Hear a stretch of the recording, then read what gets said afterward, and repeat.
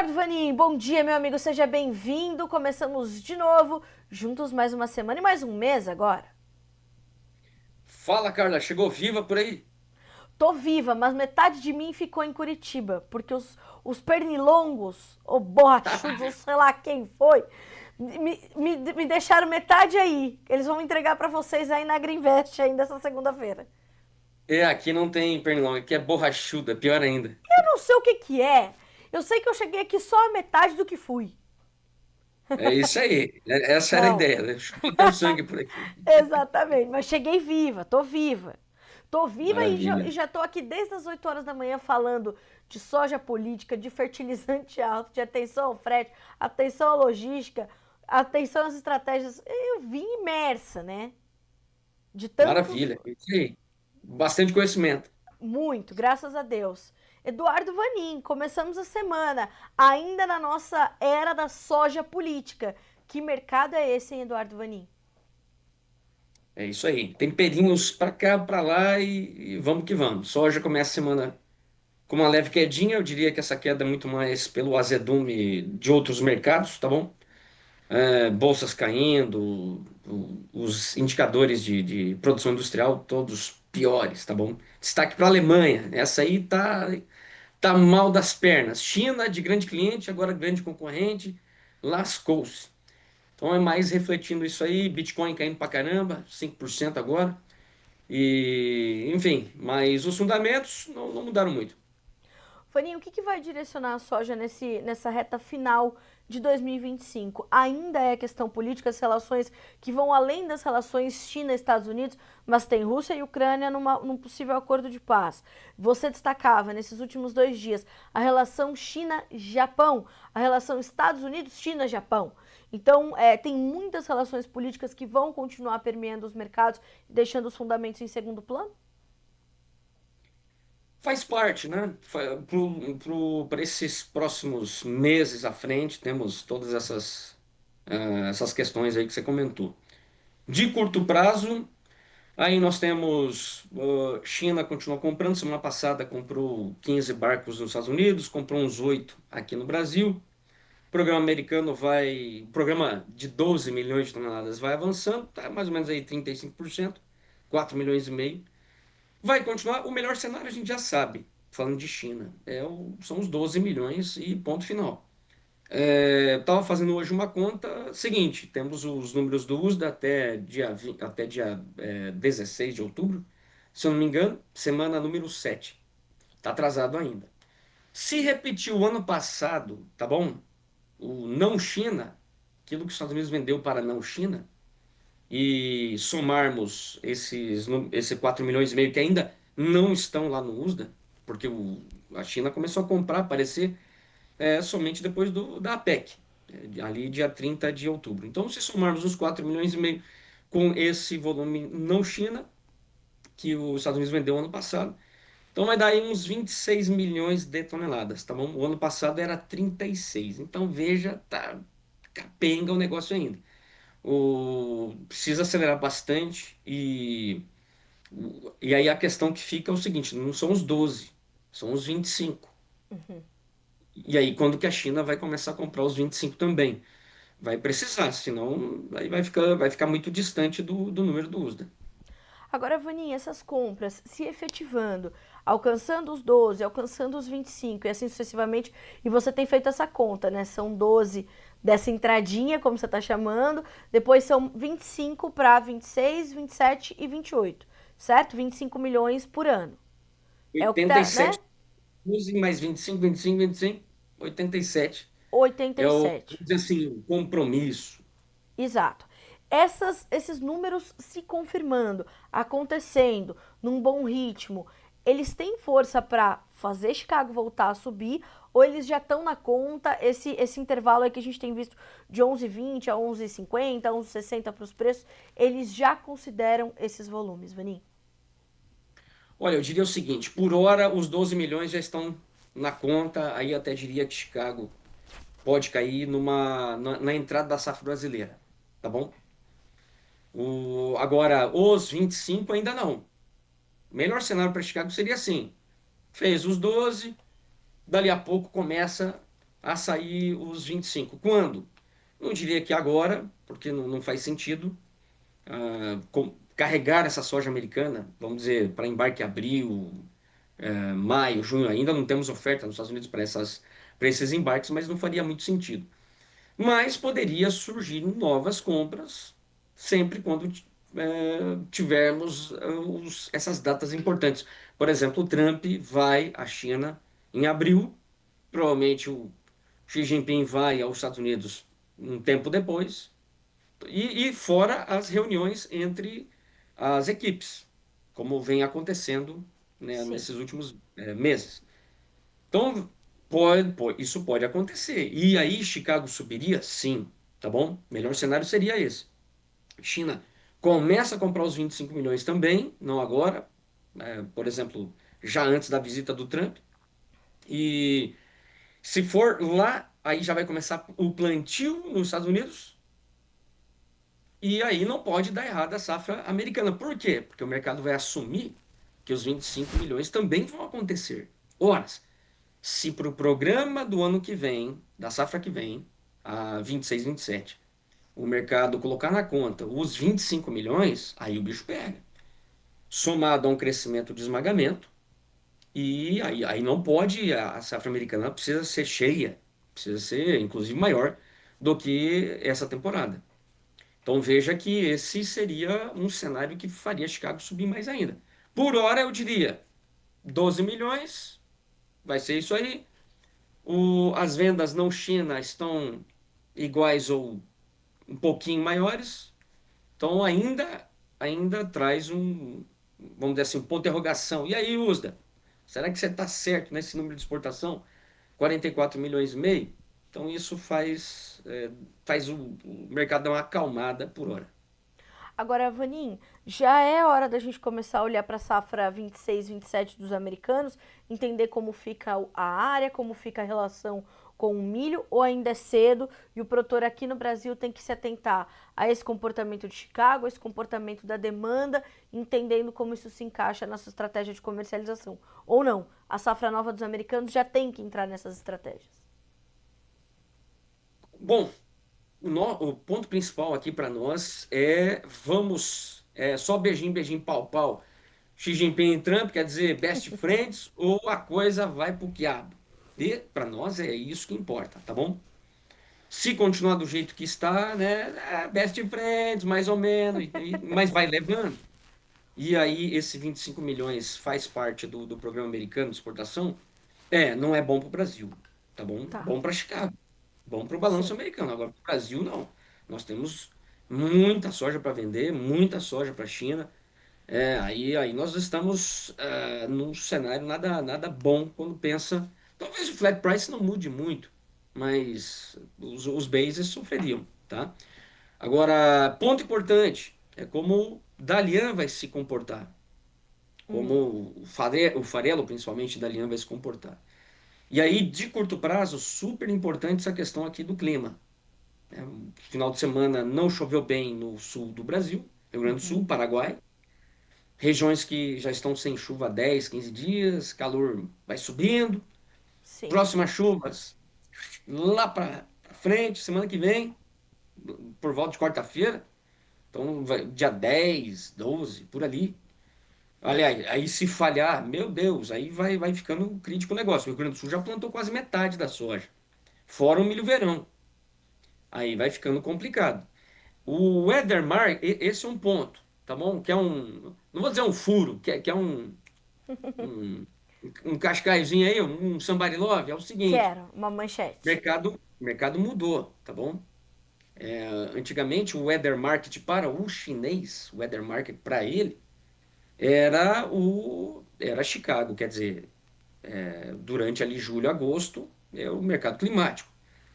Qualquer coisa de ruim que acontecia na safra americana, da aliança subia. Menos soja, segundo semestre, bababá, aquela coisa.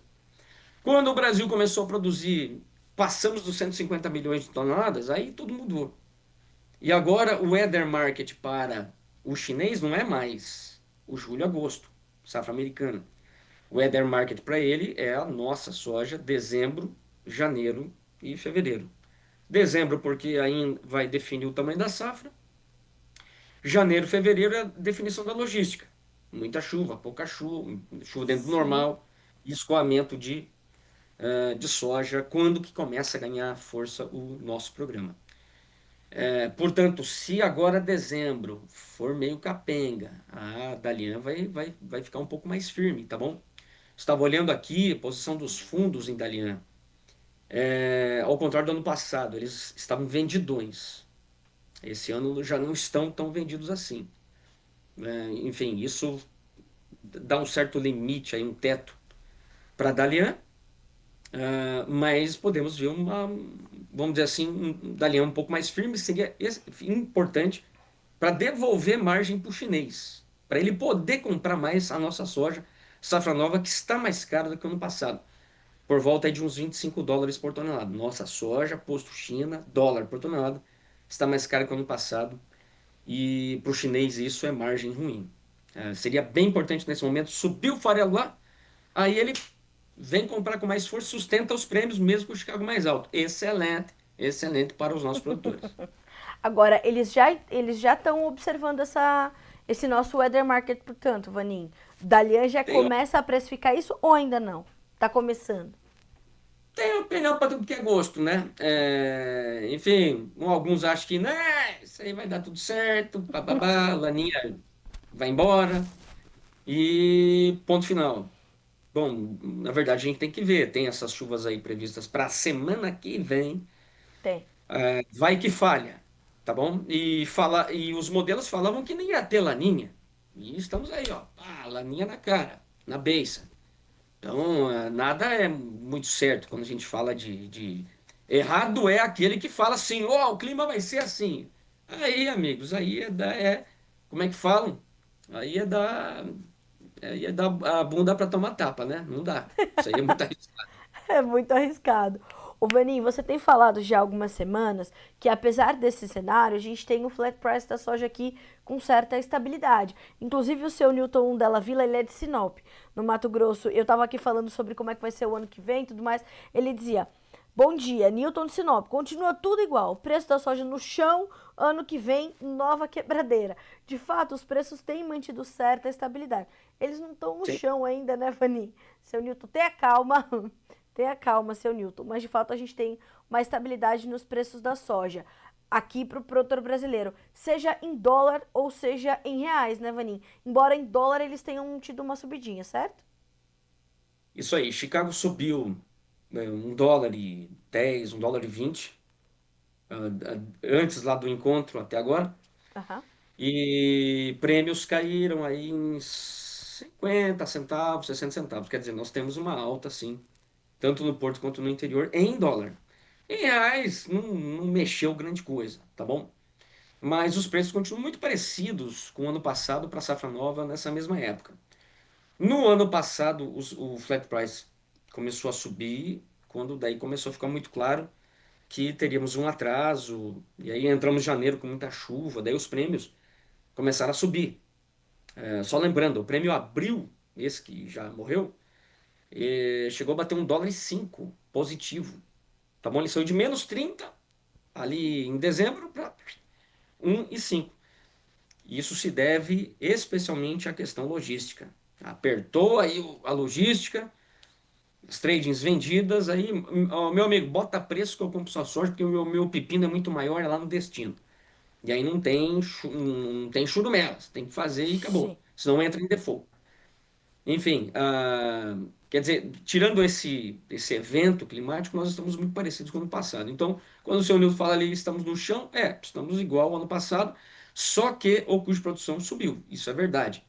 Em torno de uns 30 centavos por bushel em relação ao ano passado, especialmente por causa de fertilizantes. Tem outras coisas que subiram também, tá bom? Mão de obra continua subindo, diesel acho que está parecido, mas enfim, realmente a safra está mais cara. A safra está mais cara e isso fez com que o produtor também pela questão climática, enfim, por cada um com suas realidades, estivessem com os seus negócios um pouco mais contidos. Dezembro deve ser um mês de negócios um pouco mais intensos para a soja 25, 26 do Brasil. Devemos ver a comercialização da safra nova avançar ou não, Vani? Acho que não. O ano passado deu uma subidinha por causa do câmbio. Lembrando que o câmbio só de setembro para frente do ano passado só subiu. E aí, em certos momentos, foi atraindo. Aí depois o produtor falou: Meu Deus do céu, onde vai parar? Aí falaram em 7 pau, aí o produtor parou. Esse ano não temos isso. Então, eu não acredito em grandes ralis mais do que a gente já teve até agora, que subiu principalmente o bushel. Então eu diria que dezembro vai ser meio mortão.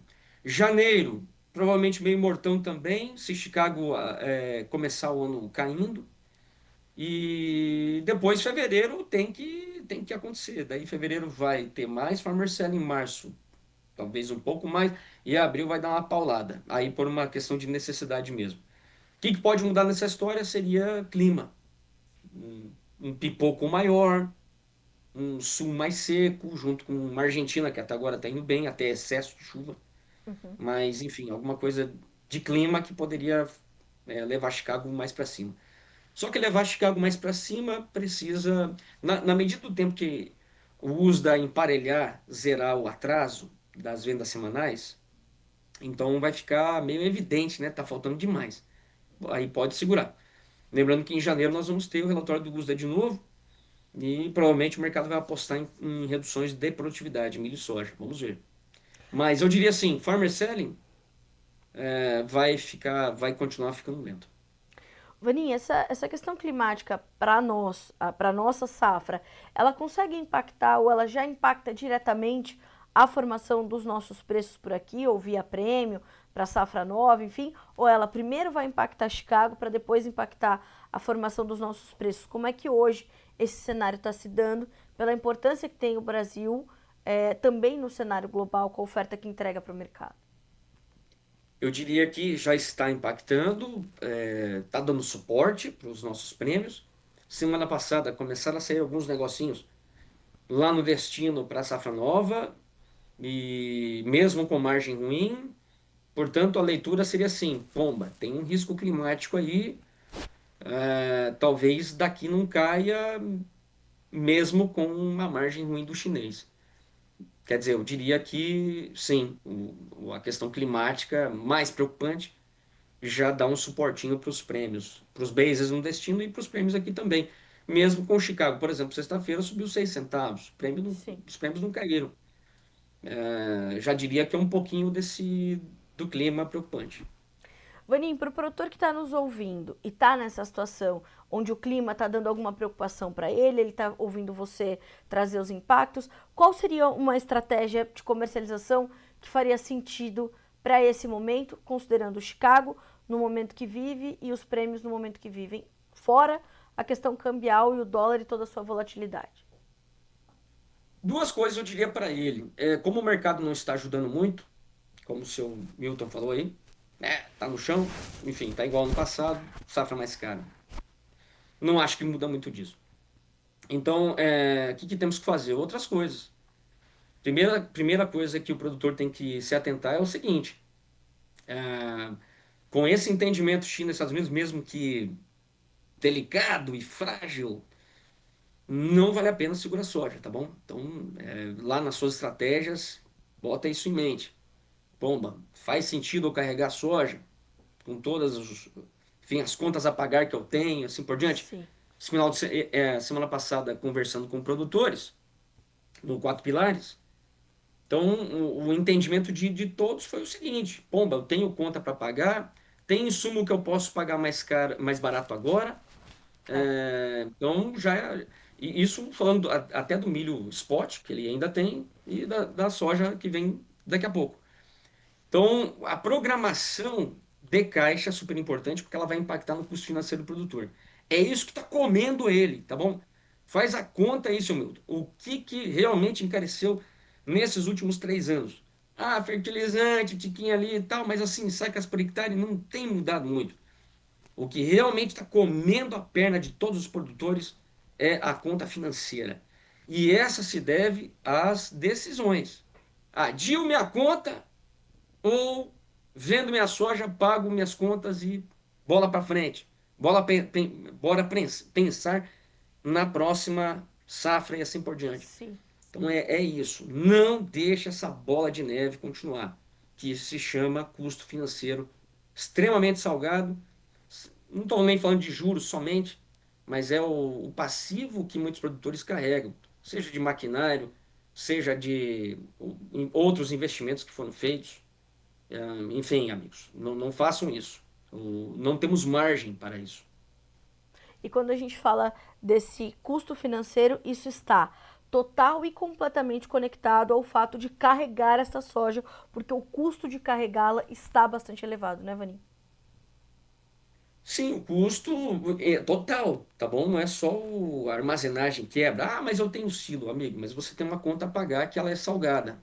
Então, todo mundo tem um carrego aí, direto ou indireto, que tem que.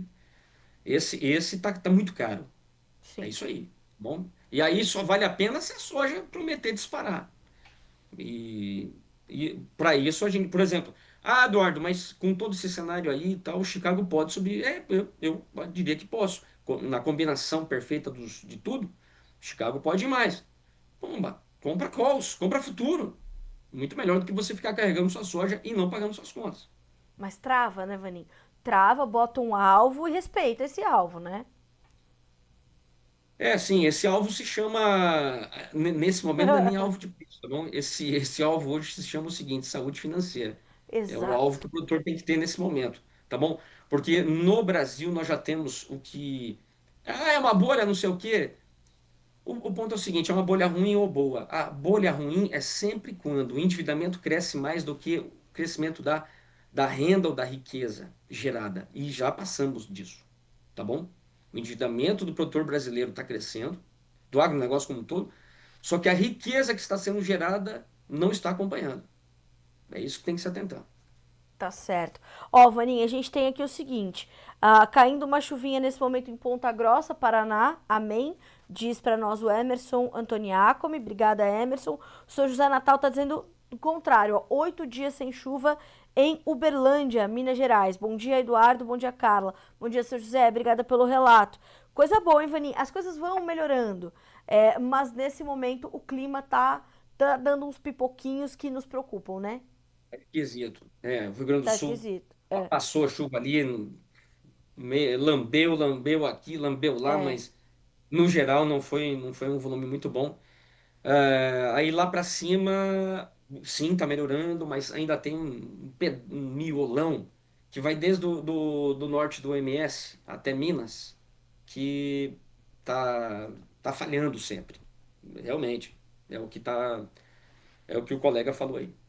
A gente vai acompanhar. Eduardo Vaninho, muito obrigada, viu, meu amigo? Aproveito para agradecer agora publicamente pela acolhida, pela recepção, pela oportunidade que eu tive de estar com vocês, dessa vez pessoalmente, para a gente tratar de assuntos de tamanha importância para o produtor brasileiro. E o nosso objetivo é comum, né, Vaninho? Que os produtores melhor informados tomem sempre melhores decisões, né? É isso aí, é uma linha de pensamento que o produtor tem que desenvolver, tá bom?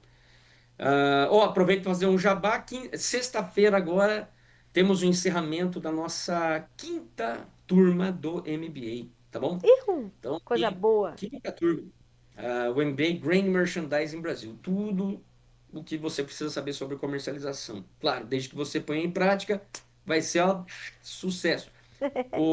E aí, quem tiver interessado nas próximas turmas do nosso MBA, entrar em contato. Pode deixar. E é aquilo, né? Educação financeira, né, Eduardo Vaninho? Se esse é o gargalo, vocês têm a solução? Sim, no papel, Pelo amor mas de aí tem Deus, que pôr homem. em prática. Lógico, lógico. Eduardo Vanin, um bom dezembro para você, para todo o timaço da Agriinvest. A gente continua a se falar segunda-feira que vem. Tem mais, meu amigo. Obrigada. Até mais. Boa semana. Abraço a todos, boa Um semana. Tchau, abraço. tchau. Tchau, tchau.